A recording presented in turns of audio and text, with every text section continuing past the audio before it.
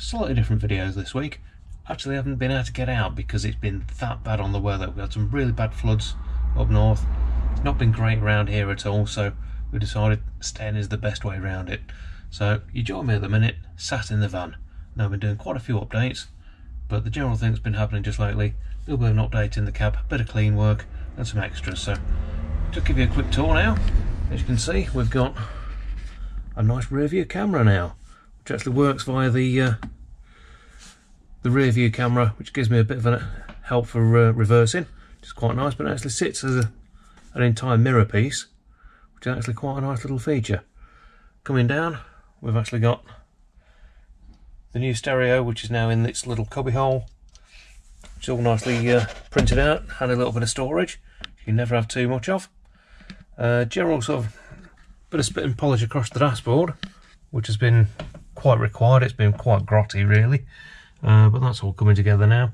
Still a bit more to do on it. We need to take all the vents out, give them a good clean, get all that sorted out. But I've done a couple of pieces in the workshop. Generally just a bit of additional work on the van mechanically. So I'll pop those up now and let me know what you think.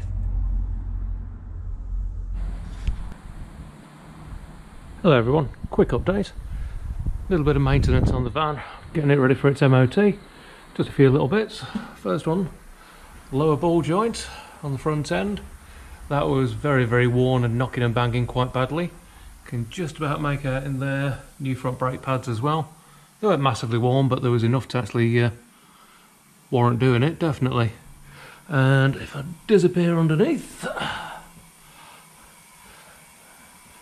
all the way to the back, what we've got here, some nice shiny new springs at the back, because both of them had broken, both sides.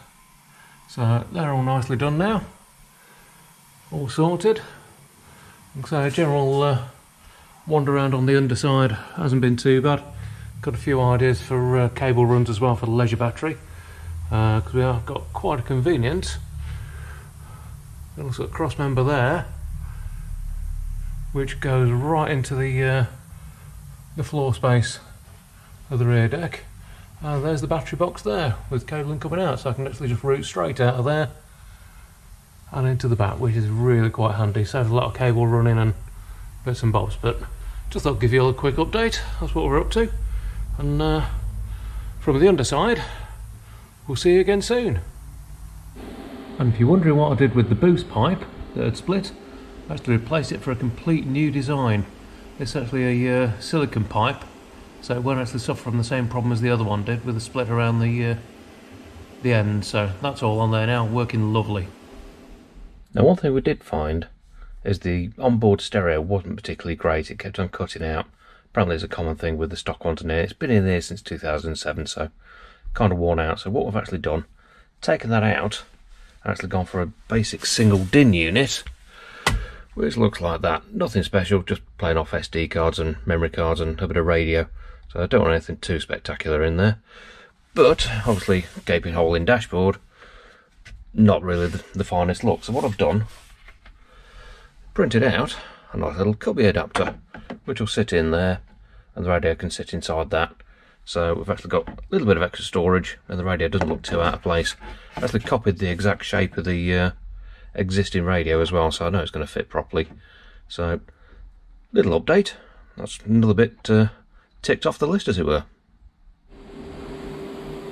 So back in the workshop for a bit more work on the van, and this time it's actually doing the shock absorber top mount. I'm actually replacing the shock absorbers while we're at it as well. Main reason being, just in this bit here, the bearing collapses. So you go over bumps, it knocks around at the top. So it's a fairly straightforward fix, and it's really common on these, so figured it was well worth doing. The other side as well is just starting to go. It's gone a little bit tight, and all you can make out the back of the bearings actually falling out. So it was time to replace, and there's a nice set of brand new ones ready to go on. So time to get the springs changed over, and we'll have a go, see what it would look like when that's done. There's a quick demonstration of the state of the bearing that was in there. That's the one that's come out. That was causing the knocking as we were driving along. And And so the stated old shock absorbers, not as bad as I was expecting, but this one here, which is the one from the passenger side, which wasn't knocking, it should resist as you push it down. And as you can see, not a lot happens there. That's kind of, well, no longer absorbing shocks. So we're on the driver's side. Yeah, it was actually still alright, but they're both now replaced. And thankfully, all gone well. No problems at all. So there we go, bit of a van update. Let you know what we're doing and why we're doing it.